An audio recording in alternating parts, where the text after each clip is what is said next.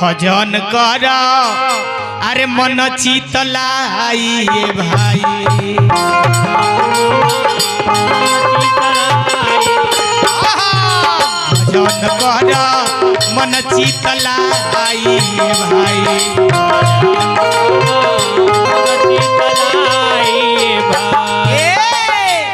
भजन कर मन चितलाई भाई होई कृपा ओ हरि जी के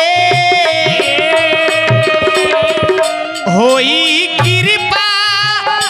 ओ हरि जी के बिगड़ल बात बन जाई भजन कर मन चितलाई भाई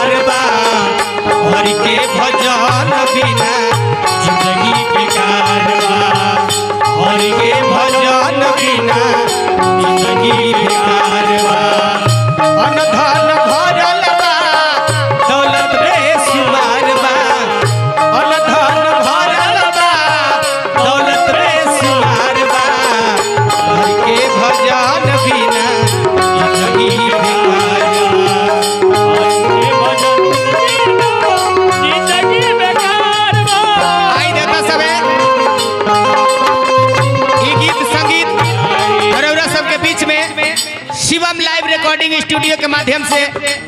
जा रहल बा बड़ी बड़ी रुपया से सेवा करनी भाई हमार बहुत सुंदर लयदार हर गीत गाना बजाना में हमनी के नाम रौरा सब सुनी ले भाई पवन यादव जी मिस्त्री जी के माध्यम से पुरस्कार आई और हमरा बड़का भैया जी के माध्यम से पुरस्कार आई हमरो खातिर शिवानियों खातिर पुरस्कार आई शिवम लाइव रिकॉर्डिंग स्टूडियो मठिया सिवान के माध्यम से श्रद्धा के जयकार रहल शुभकामना खातिर मालिक से पत्र आलोक बाबा सोनू पांडे जी का कहे के बा माटी के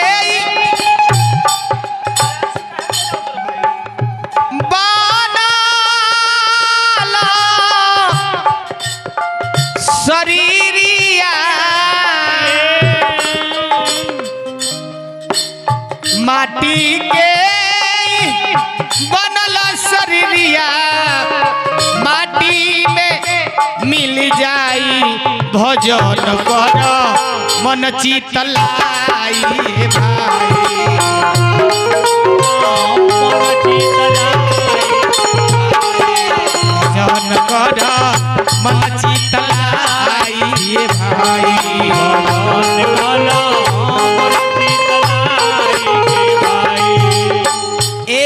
धर्मेंद्र भैया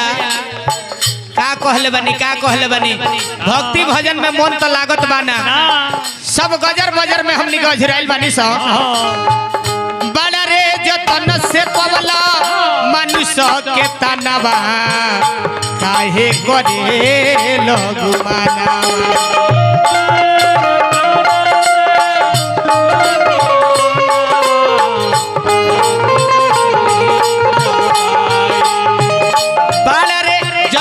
से पवल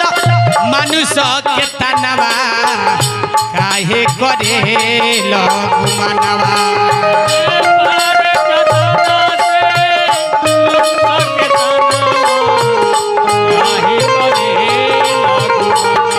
बड़ा रे जतन से पवल मनुष्य के तनवा काहे करे लोग मनवा खालो खिया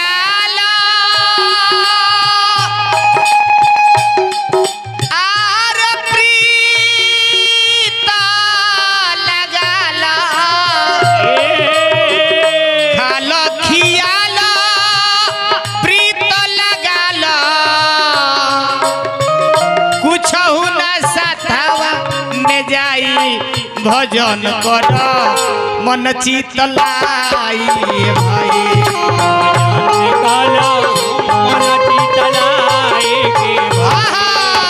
भजन कर मन चितलाई भाई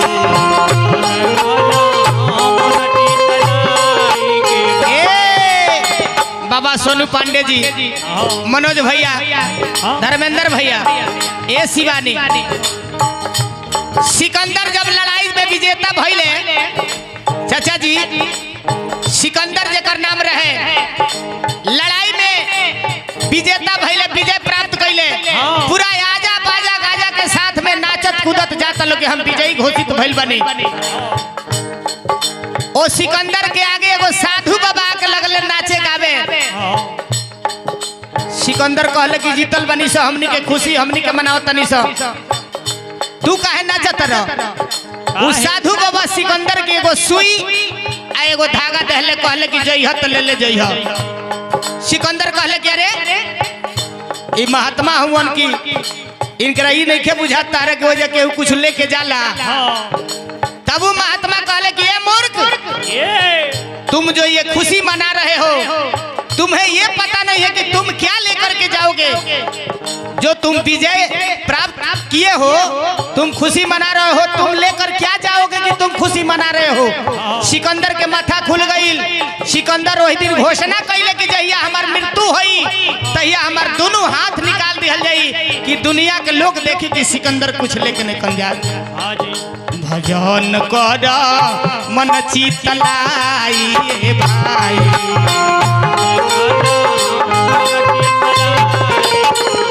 भजन कर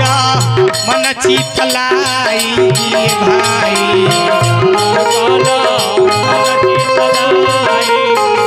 ए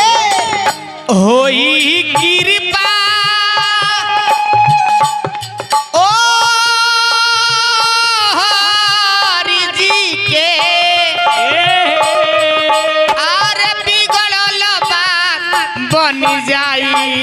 ए सोनू बाबा तो भजन कर अरे मन चितलाई भाई